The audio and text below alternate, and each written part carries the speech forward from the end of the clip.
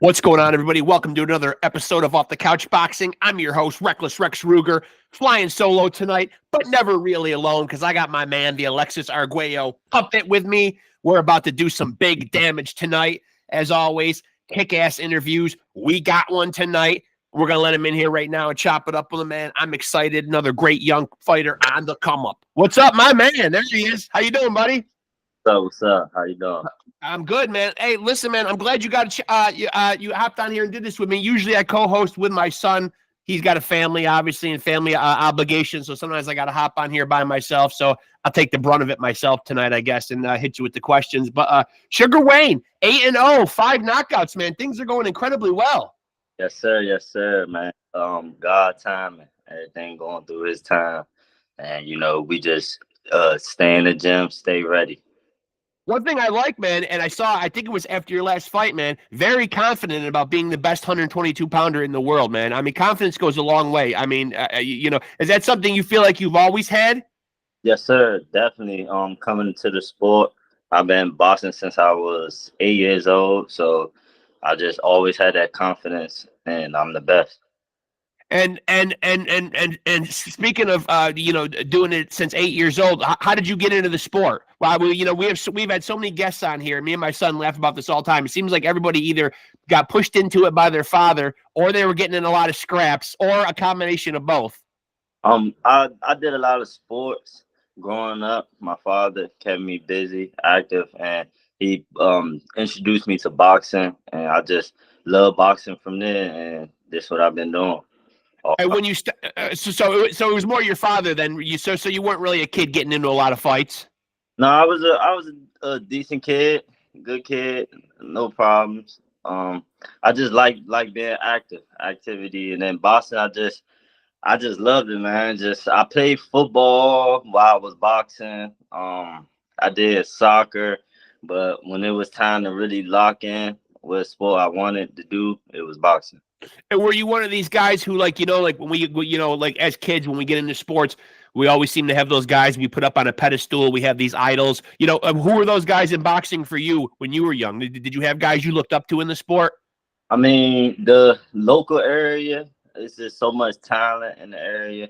So just the local area, seeing like Lamar Peterson, like seeing even like the amateurs, seeing like Tank Davis and stuff like that. Just up to them guys, and then the greats as in like Roy Jones, Sugar Ray Leonard. I just looked at any and just took from all, and put it together into my own. Now, when you look around the sport now, I suppose on one side of the coin, you look at everybody as, your peers, obviously, but, all potential opponents or competitors. But are there guys that when you're looking around the sport now, who you step back and can admire what they do and that you're a fan of? Say that again. Guys who are doing it right now. When you look around the sport, there's a lot of great talent. I know a lot of them. You look at as potential competition or whatever. But are there guys that are fighting right now that you step back and admire from a fan standpoint, that you like what they do? Oh yes, of course. First and foremost, like my teammates. You got like Trayvon Marshall, Dave Whitmire, Keith Saunders Jr., Stephon Hobbs. It's just like watching them, and just more people like Tank Davis. It's so many. Terrence Crawford, Andre Ward. Of course, always got to, because I get to soak in that knowledge and then see what I can do, just like they do. As a young guy, I'm interested to get your opinion on like what you think of these. We sometimes refer to them on here as gimmick fights. We saw one last night. I know they bring eyes to the sport, but are you fond of these like Jake Paul type spectacles? Do you put a lot of stock in them? Do you think they're ultimately good for the sport, or do you not really even regard those? I mean, it's good and bad, but I mean, it does bring more eyes to the sport. I'm not like disagree with it. It's just, it is what it is, There's nothing I can really do about it, but it definitely bringing more eyes to the sport. I do like that, of that happening, of the Logan Paul and Jake Paul and stuff. So, yeah. long as it's bringing eyes to the sport, but they just gotta know that this sport ain't like just a play sport. It's Right. a serious.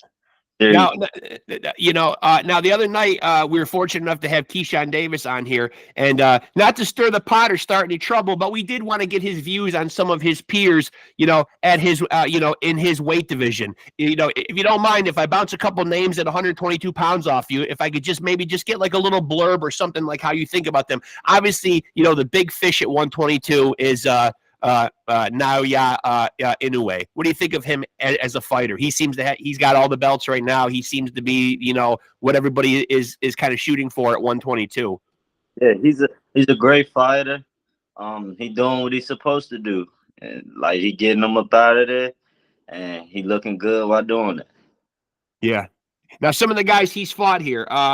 Your thoughts on like a Stephen Fulton? Oh, it was a great fight. He just got caught. He got caught. That's a part of boxing. You gotta stay on your P's and Q's at all times. Can't sleep. Are there guys in the 122-pound division? Obviously, they're all potential opponents somewhere on down the road, but you've obviously have probably met up with a lot of them in camps and sparred with them or whatever. Are there any that you have formed, good friendships with and it would be hard for you to fight, or are you able to put that aside as just business? Yeah, definitely put that aside as business. Whatever makes sense, we do this to feed our family. So at the end of the day, we gonna fight it out, and then that's the part of knowing who's the best. When you have that confidence of you the best, the friendship don't matter. It's friends in boxing, really. But that's a good, healthy outlook, I think. I think you have to look at it that way, right? I mean, all right, now, obviously, a crucial part of fighting is making weight. After you make weight, and this is kind of off topic. After you make weight and the fight is already in the books, what's the go-to meal for Sugar Wayne immediately after a fight, man? Like, what do you got to have after a fight? Some waffles. A guy has some waffles. Waffles. Yeah, waffles is my thing, man. I love waffles since a kid. Okay. Fruit. With lots of fruit on top? On top, on the side. Okay. And then the other question that kind of is off the topic of boxing a little bit, but if Sugar Wayne has to fight his best 3-minute round, or has to put in a really hard training session, what's the go-to music? Could be a song or it could be an artist, man. Like, what do you hear in your head that would pump you up? That's a good question. Honestly, if I had to choose, honestly, it's just myself. I could pump myself up without the music, really. But if I had to choose a song, man, that's a hard one. Now, this is usually where my son, I'm 51, this is usually where having my son co-host the episodes at 29 years old and being a hip-hop head, and I'm not saying that you were going to say a hip-hop song, but we do get a lot of the young up-and-coming fighters, and then I'm usually at that point in the episode completely lost because, I usually have no idea, who, like Keyshawn Davis the other night, he named off a hip-hop artist, and I had no idea who the two of them were even talking about, my son and him, so I was completely lost. But is there a particular artist who you're a fan of? Yeah, like Lil Wayne. Oh, my son would have loved to be in this interview. That's his guy right there. For ever since forever. I definitely rock with Lil Wayne. He definitely gets me pumped up. I got see something. Okay. I feel pretty happy that you actually named off somebody, man, and you're a young guy, and I actually knew. That's a big feather in my cap. I'm pretty happy about that. I heard a lot of Lil Wayne in my house growing up. Now, are you a guy who walks around at your fighting weight a lot, or are you somebody that really has to cut a good amount of weight? Some guys I know, like Floyd Mayweather, was very famous for this, kind of staying right around his fighting weight. Yeah, I stay around my fighting weight. I stay in the gym, so I'm always ready for the get that call. And I'm ready. I ain't gotta get ready. And now, what do you feel like your ceiling is as far as jumping through multiple weight divisions? Do you feel like you will eventually explore other divisions outside of 122 pounds? Yes, sir. Definitely. I see myself going to at least to 130. I definitely probably go to 126, and then I go to 130. And And so for the rest of this year, for the rest of 2024, your plans as far as like activity. I know we're here in mid end of July. How many more times would you like to fight in 2024? If I can fight 3 more times, that'd be lovely. But that's the game plan. Definitely will be 3. I mean 2. Definitely will be 2. I got a fight coming up in September 14th. It's in DC. Yep. So that fight coming up, I'm the main event, and then I have another. Well, I'm trying to get another one after that. So definitely shooting for 3 though. If I can get 4, that'd be even better. But definitely for being more realistic, shoot for 3. So at the very least, you'll finish the year, with double-digit victories. I mean, you're 8-0 now, so even 2 or 3 more victories is going to put you. Now, with that being said, obviously we see a lot of guys who can get into world title contention with a lot less fights than they used to. Like we saw Lomachenko, he fought for a title in his second fight. We've had a lot of young guys on here. Keyshawn Davis, as I mentioned, is only 11-0. He's already talking about 2025 being his year. We've had Shushu Carrington on. He's talked about 2025 being his year. So a lot of these guys are well under 20 fights. So have you discussed with your team like when you'd like to position yourself, for a run at a world title? Definitely had talked to my team about that. Definitely will be shooting for a world title in the next 2 years. Next 2 years. Okay. So that's the timeline you feel like. Yes, that's a time I would like, but if God has other plans, he's right there, ready for his plans. Now, do you feel like, obviously, you're a young guy, but do you feel like when you step away from actively fighting in the ring that you'll be one of these guys that'll stay, somehow keep a foot in the world of boxing? Like, do you feel like after your in-ring career, are you interested in anything as far as like training other fighters or the promotional end of things? Or do you feel like you'll make a clean break and when your career's done, you'll just be done with boxing? I think I'll forever be a part of boxing. It's gonna be your life. Yeah, it already my life now, so I don't see anything else. This is not like just a sport for me. This is really my lifestyle. Yeah. And it has to be a lifestyle, right? I mean, if you're going to take it to that next level, it really has to be. You hit the nail on the head there, and you don't hear a lot of young fighters use that word, but it really is a lifestyle, though. It's all about the sleeping right, the eating right, the training right. They're really doing everything by the book. Because it ain't just about what you do in the ring. It's how you treat everything outside the ring as well, outside the gym. Yeah, I agree. And so that being said, I'm glad you brought that up because I'd like to get your take on Sugar Wayne's Mount Rushmore of boxing. Your greatest 4 of all time, for you. Okay, so I'll start off Muhammad Ali. And I knew you would say Muhammad Ali because you are a guy, who just made that point about how important it is to be that guy outside of the ring. And Muhammad Ali gets a lot of love when we ask that question because of not only who he was as a fighter, but because of the man he was outside of the ring. Yes, sir. Good first choice. And then I say Roy Jones Jr. Love him. Sugar Ray Leonard. And I give Floyd Mayweather.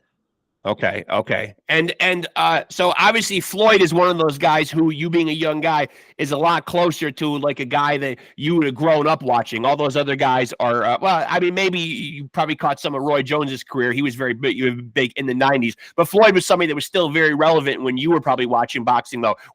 I'll take him for an example. He's obviously like a very polarizing guy. It seems people either love him or hate him, but obviously what is it about him? He's, I respect the fact that not only did he walk away from the sport undefeated, but he was a great businessman and marketed himself intelligently outside the ring. Is the business side of it almost as big as the fighting part? I mean, yeah, definitely. He brought definitely more revenue to boxing. Yeah, and he just showed the way that us fighters can benefit more off of us putting our life on the line.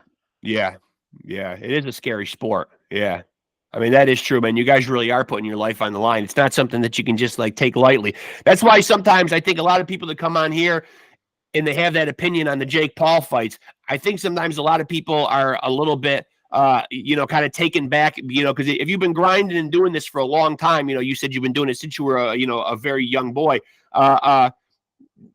as a guy that participates, in the sport and is really a true boxer, is it upsetting to you at all? Like when you see these guys like getting these big purses and it seems like they just kind of burst onto the scene and they're getting these purses that most real hardcore boxers would kill for, that they wait a lifetime for.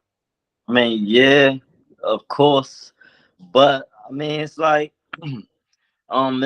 it's bittersweet, you know what I'm saying? So, because like it still brings more eyes, and it just show you what you have you having a fan base, having that support really means a lot. Yeah. So Are you a guy? Are you a guy who uses trash talk, or like are you one of these guys who likes to feel like you have to antagonize your opponent in the build up to a fight, or are you usually kind of do you usually dial it back a little bit? Yeah, I'm just chill, laid back, Yeah. Fight night. I let the hands do the talking. Yeah. The trash talking is not something that and now we see a lot of it with social media too. Like it seems like we see a lot of beefing on Twitter. Yeah, it'd be a lot going on social media. Yeah. and so obviously you're fighting at 122 pounds, and you did just win. Congratulations, you just won in May. Yes, sir, man. And were you worried about that one? Because that one did end in a split decision. Given the fact that we still see a lot of horrible judging calls, you never know what the hell they're going to turn in as far as a scorecard. As a young fighter, does it make you nervous that your career can be going so great and you can still put in an amazing performance? Do you put any pressure on yourself to seek knockouts, or do you just go out and just try to stick to the game plan? Do you ever feel like you have to press for knockouts because of these judges' decisions that we see? I don't necessarily go for the knockout. I feel as if you're going for the knockout, that's how you mess up the advantage to get that knockout. I just go in there and stick to the game plan. I mean, of course, getting the knockout is a plus because you don't leave it to the judges' hands. So, of course, getting the knockout is the best, but you just stick to the game plan. But the game plan is always just to break that man down. So right. Get that knockout. So as long as you just stand to that game plan, we'll get that knockout. Well, I felt absolutely horrible because a couple weeks ago, like we really saw an awful decision in the Oshaki Foster fight. Like it seems like, how could you take that fight away from him? Everybody at ringside, had almost pretty much scored it a shutout. If they didn't have it a shutout, they had it 11 rounds to 1. So it really is scary. And on top of that, it's like they took a belt off of that guy too. And that old school train of thought is always like, if you're going to come in and win a belt, you've got to really beat a champion to take that belt off him. Yeah, correct. Definitely was a crazy decision. I guess I don't know what to call it. Just like I said, you leave it to the judges' hands. It's like you can't. I don't know. It's like rolling the dice. I know you never know what you're going to get. And a couple of times we've had like legends on here who have done this for years and years and years. And sometimes we'll ask them like their opinion on what the solution to this is. Do we train the judges better? A lot of guys have said on here, and I really like the suggestion. These, at the very least, these fights probably ought to be judged by somebody that on some level actually got in there and did this. Even if they just didn't go past the amateurs, or they had like somewhat of a professional career, even if it wasn't all that successful of a career, though. I mean, no offense, but I mean, a lot of these guys that we're putting at ringside don't look like they've ever had a meaningful altercation in their life. I mean, yeah, I definitely will agree with that. Because ex-fighters. I mean, and it could be one of those things where you wouldn't even necessarily have to be there in person. I feel like I can turn in just as good a scorecard if I'm watching at home on my TV. You pretty much have the same view that those guys in ringside are seeing, because they're not really so much watching the fight; they're watching monitors of the fight. So yeah, it's almost something you could do from like a remote location. Yeah, I don't know what to do for real. It ain't up to me. But it's scary when your career is going along though, and you feel like, wow, somebody could turn in a card, and this could start to get derailed a little bit. You know what I mean? And like nowadays, you know, it is a scary thought because I think people got spoiled by the Floyd Mayweather factor, where for a long time I don't think we got good fights because everybody was kind of like afraid to lose that. Oh, like that, you know, like it's like you were measured by you know, your greatness was measured by if you were able to remain undefeated. Right. Yeah. He definitely did. Was a big part of that era. Yeah, I think it's gotten better, but yeah, definitely gotten better. Yeah, because everybody fighting the best. Like I said earlier, to be the best, you gotta fight the best. So yeah, really taking that chance, and people taking it early in their careers, and it's not gonna be bad for them. They're gonna benefit from it. So yeah. it's it. All the greats have took a loss. Sugar Ray Leonard. Absolutely, Manny Pacquiao. Yeah, I mean, a lot of the all-timer, you know, Roy Jones, all those guys that you had on your Mount Rushmore, all have taken losses except for Floyd. Yeah. And I don't think it's quite the career-defining thing anymore as it was like for a big period of time in the early 2000s there, where it seemed like, you know, you had to stay on track with Floyd Mayweather, and you know that was how you were measured by, like, okay, well, he doesn't have any losses, so that makes him automatically the best, you know. Yeah, he definitely played a big part in that. So, you know, given the fact that you are a young guy, have you thought about, you know, because obviously, you know, and you alluded to this earlier, boxing is a dangerous sport. You do put your lives on the line. You know, have you thought about an exit strategy in terms of like, I don't want to fight past this age, or I don't want to fight past this many fights? You know what I mean? Have you given thought to your own personal health and how long you would like to stay in the sport and how many fights you feel like you have in you, or years to fight?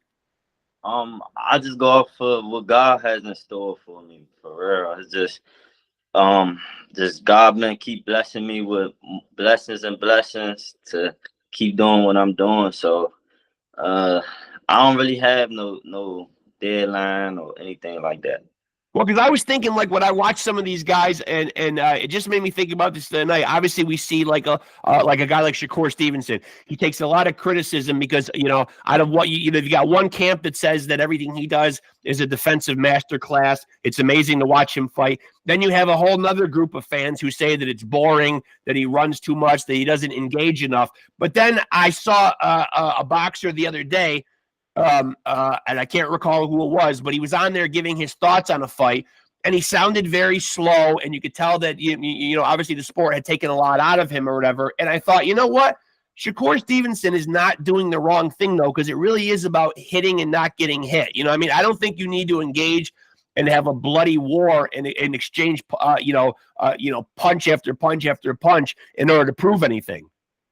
Yeah, he definitely got a point there. It is boxing is the hit and not get hit, but it's just I don't know. Some people just want to see more entertainment. I know, yeah. I mean, I think that's people's natural tendency. They turn in to watch a fight and they say, you know, I want to see some blood. I want to see somebody get knocked down or knocked out. You know, it's entertainment. That's what boxing is about too. Yeah. Now, as a young fighter, you know, I don't want you to, you know, dip too much into your bag of tricks or whatever, or like give away too much. But what do you feel like as a young fighter, you know, still under 10 pro fights that you need to work on still, or what skill are you particularly hard on yourself about that you would like to see come along and a little more? On my body work. Yeah.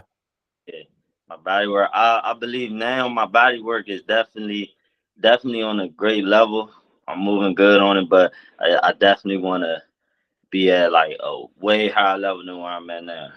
Got to break them down to the body. Yes. Yeah, it's big, but you know, it's good that you're cognizant of that, because a lot of young fighters, you know, they do kind of get happy with the idea of just head hunting and doing a lot of, you know, punching to the face area.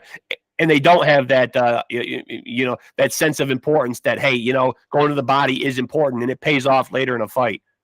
Definitely. Because it does. Yeah. It does pay off. So, so the next fight you said is September 14th? Sir, September 14th. It's in Washington, D.C. Okay. And if people can't be there in person, you know, how would they be able to watch it? I believe it would be streamed, but I'm not sure. But just you can follow me on like Instagram at Wayne NBM, and you'll see everything because I'll post it.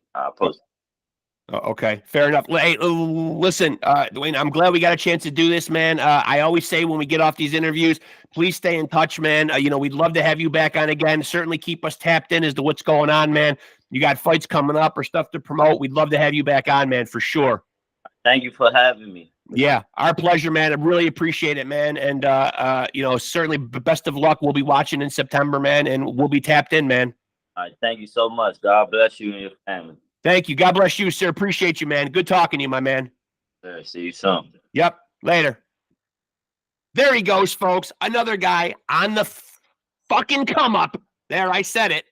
It was boiling up inside of me, man. Got me fired up. I didn't mean to use derogatory terms there, man, but I love these guys, man. These young guys with the heart of a lion, man. I love having legends on this show. If you go back and look in the annals of our archived episodes, plenty of legends on here, man. But what really gets me excited is when we have those episodes where we have those young, exciting future champions, guys that are on the come up, and that right there is one of them.